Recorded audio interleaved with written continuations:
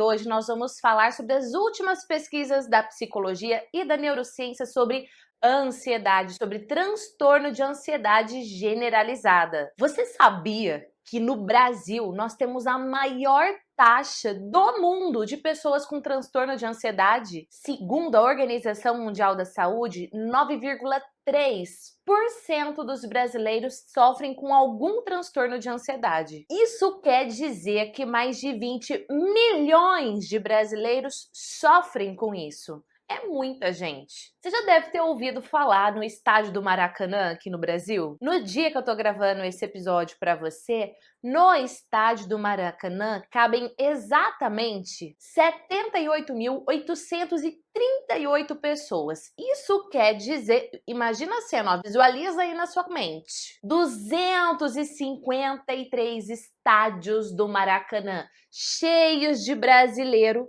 todos ansiosos. 253 estádios lotados. É muita gente sofrendo com ansiedade. Isso quer dizer que se não é você sofrendo de ansiedade, alguém da sua família aí tá. E hoje eu vou compartilhar com você hábitos que pioram a ansiedade e algumas ações simples e eficazes que vão amenizar a ansiedade. E eu conto com a sua ajuda para ajudar esse conteúdo aqui a atingir o maior número de pessoas possível. Vamos ajudar as pessoas a lidarem com a ansiedade. E uma pergunta que eu recebo com frequência: qual é a diferença entre transtorno de ansiedade para ansiedade? Vou explicar para você também. E no final desse episódio eu ainda vou te falar sobre algumas possibilidades de tratamento. Então, ó, já chega aqui o dedo nesse like porque esse episódio de hoje tá recheado de conteúdo. Uau! Agora fala pra mim, você é o ansioso ou é alguém da sua família que é ansioso? Coloca aqui nos comentários. Eu sou ou hashtag família. E você que tá assistindo esse episódio comigo aqui no canal do YouTube, seja super, ultra, mega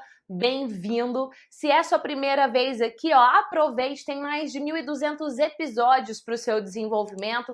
Pode clicar para se inscrever, clica no sininho que o YouTube vai te avisar. Esse é um canal de psicologia aplicada à vida. Então, aproveite! Vamos começar explicando a diferença de ansiedade para transtorno de ansiedade de uma forma bem simples e rápida. A ansiedade é um sentimento comum do ser humano. No dia a dia, a gente experimenta várias situações que podem gerar ansiedade. É um sentimento normal. Agora, se a ansiedade vem junto com o medo e junto com uma preocupação excessiva, aí põe no seu radar que tem alguma coisa, ó, cheirando mal. A ansiedade por si só é um sentimento que nós temos comumente quando antecede algum evento que está para acontecer. Pode ser um evento como uma palestra que você vai dar, uma apresentação que você vai fazer, uma reunião que você vai participar, uma entrevista de emprego, um casamento, uma formatura, um nascimento, uma cirurgia, um novo projeto que está por vir. Me conta, coloca aqui para mim nos comentários qual é a situação que mais deixa você ansioso. O que muitas pessoas às vezes não sabem que a ansiedade, ela é um sentimento positivo sim,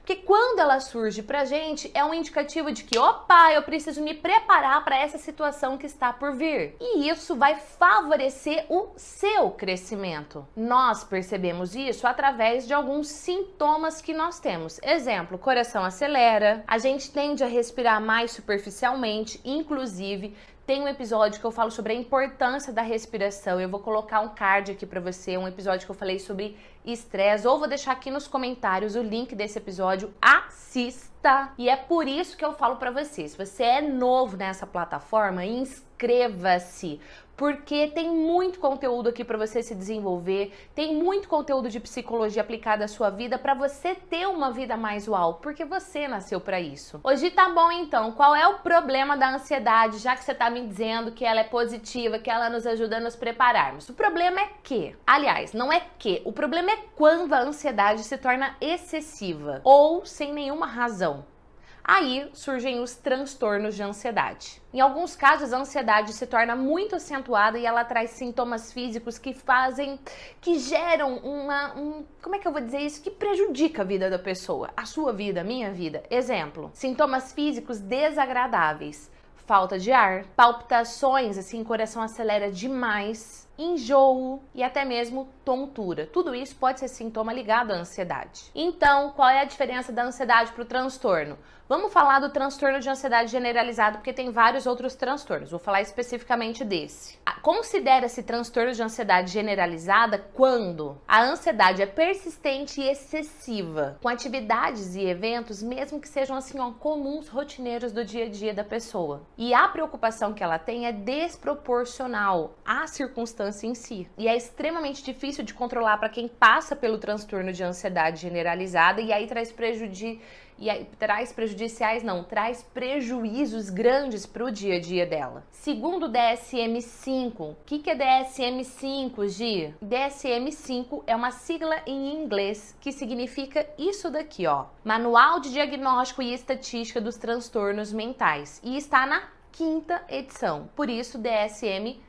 Sim, esse manual ele é publicado pela Associação Psiquiátrica Americana e é uma classificação categórica que divide os transtornos mentais e emocionais. Então essa classificação ajuda os psicólogos, os psiquiatras a lidarem melhor com esses transtornos. E a TAG, que é transtorno de ansiedade generalizada, é um distúrbio, segundo o DSM-5, caracterizado pela preocupação excessiva e expectativa apreensiva. Às vezes a gente também está preocupado em excesso, porque tem algo muito importante por vir, sei lá, o nascimento de um filho, uma mudança para um país, mas gera uma apreensão negativa, não uma expectativa positiva, mas negativa. Essa apreensão excessiva e essa expectativa negativa é persistente e muito difícil de controlar. E é considerado TAG quando esse quadro dura mais do que 6 meses. Ou seja, a pessoa tá passando por isso, por tudo isso que eu acabei de descrever há mais de 6 meses, TAG. E, além de ser mais de 6 meses, tem que ter pelo menos 3 dos sintomas. Já já eu vou falar quais são os sintomas. O transtorno de ansiedade generalizada gera muito sofrimento para a pessoa e causa consequências negativas na família, nos relacionamentos, no trabalho, na saúde, na vida social, na vida amorosa. E uma pergunta que me fizeram é se tem alguma idade para ter transtorno de ansiedade generalizada. E a resposta é não. Criança pode ter e idosos também pode ter, por exemplo. Para criança, por exemplo, um sintoma já é o suficiente. Se eu não me engano, são 3 meses de sintomas com um sintoma só. Então a gente fica mais atento ainda às crianças. Mas eu vejo muito hoje, em especial, adolescentes sofrendo de ansiedade. E tem outro aspecto também. Segundo algumas pesquisas, é diagnosticado mais em mulheres do que em homens. Não sei se é porque as mulheres buscam mais ajuda e aí por isso a gente tem esse dado ou não, mas fato é que as pesquisas apontam que as mulheres sofrem mais de ansiedade hoje do que os homens. Então, família UAU, por isso que eu digo pra você, ajude esse conteúdo a atingir mais pessoas, compartilhe o link desse episódio para que mais pessoas possam ter acesso, entender sobre isso, buscar uma ajuda adequada, e daqui a pouquinho eu vou falar ações que pioram, geram mais ansiedade ainda e ações que podem ajudar você a lidar com isso, diminuir todos esses sintomas, diminuir a ansiedade. Eu fiz uma especialização em neurociências na Universidade Estadual de Londrina, inclusive fiquei apaixonada por essa especialização. Conheci uma profissional incrível, além de incrível, linda, a Franciele Paschini, e o trabalho dela para fazer a conclusão da monografia foi exatamente sobre esse tema, e mais específico ainda, porque era transtorno de ansiedade com polimorfismo genético. E no trabalho da Fran, ela especificou de uma forma muito clara quais são os sintomas pra gente dizer que tem TAG. Lembra que eu falei que tem que ser pelo menos 3 sintomas no adulto e 1 sintoma na criança? Quais são? Dá uma olhadinha aqui nessa imagem e você que tá comigo no podcast, atenção aos sintomas que eu vou falar pra você. Fadiga, ataques de pânico, esquiva fóbica, compulsões, tensão muscular, irritabilidade, alterações de sono, ou dorme demais ou dorme de menos, e alterações de concentração. Viu todos esses sintomas aqui? Quais dele você identifica no seu dia a dia? Coloca aqui pra mim nos comentários que eu quero saber. É importante a gente desenvolver essa autoobservação, porque sem o tratamento adequado, esses sintomas, esse quadro de ansiedade pode piorar em muito com o passar do tempo, se você não fizer nada. E aí pode gerar até mesmo depressão. Vamos para os tratamentos. Importante quando eu estiver falando dos tratamentos que não precisa ser só um tratamento, pode ser esse tratamento ou outro, ou pode ser um e outro, combinado? Um exemplo paralelo disso é o seguinte: eu quero emagrecer, eu vou fazer ou uma reeducação alimentar ou academia, por que não reeducação alimentar e academia? Então você sempre pode usar mais do que um tratamento junto, e aí às vezes o cérebro assim ele precisa de um empurrãozinho a mais. E quando o cérebro, por exemplo, precisa de um empurrãozinho a mais, uma das coisas obviamente é o tratamento farmacológico com um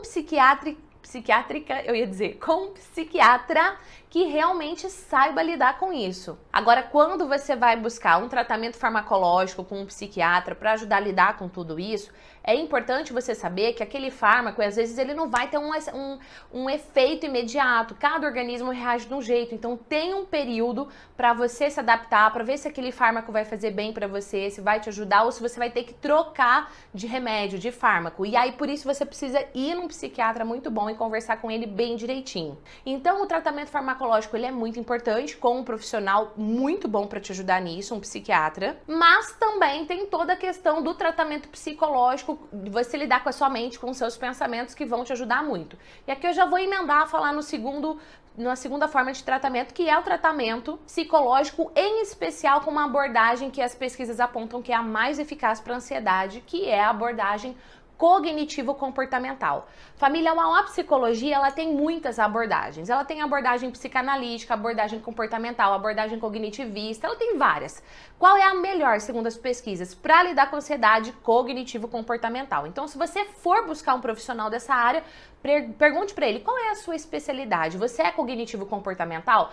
Porque eu quero um profissional dessa área. Eu não tô dizendo que os outros não funcionam. Eu tô dizendo que as pesquisas falam, ok? As pesquisas, inclusive, dizem que o poder da psicoterapia cognitivo-comportamental pode ser maior do que a ação dos fármacos, dos remédios, inclusive para ajudar nos sintomas, nos sentimentos, a lidar com toda a situação, os pensamentos, os comportamentos. Terceira forma de tratamento, e que assim vem crescendo demais as pesquisas nessa área, é a estimulação magnética transcraniana. Que raio é isso? É uma estimulação direta no córtex pré-frontal direito. Aí no vídeo provavelmente você tá achando que aqui é o esquerdo, mas é porque se eu virar aqui pra você, ó, mão direita, tá? Então é uma estimulação direta nessa área, porque segundo as pesquisas é uma área que está muito ligada ao transtorno de ansiedade generalizada, e o legal desse tratamento é que quando você toma um fármaco, ele traz alguns efeitos colaterais, e a estimulação magnética transcraniana praticamente não tem efeito colateral. Quarta forma de tratamento para quem sofre de TAG é fazer atividade física. Sim, família UAU, fazer atividade física é o poder. Eu não sei se você me assiste no Instagram, lá eu mostro os bastidores um pouquinho através dos stories, mas eu pratico Muay Thai, e Muay Thai, assim, ó, me ajudou muito a liberar todas as tensões. Eu não sei qual é o esporte, qual é a atividade física que vai ajudar você, na verdade, mas faça atividade física, nem que for para você pôr uma música na sua casa e ficar dançando loucamente por 1 hora, vai te ajudar. Mas, obviamente, do mesmo jeito que quando eu falei do tratamento farmacológico, eu indiquei um profissional da área da saúde, um psiquiatra, para fazer atividade física, ninguém melhor do que um educador físico, ou até mesmo DPE, sei lá, vou fazer pilates, um profissional da fisioterapia para te orientar aí, tá bom?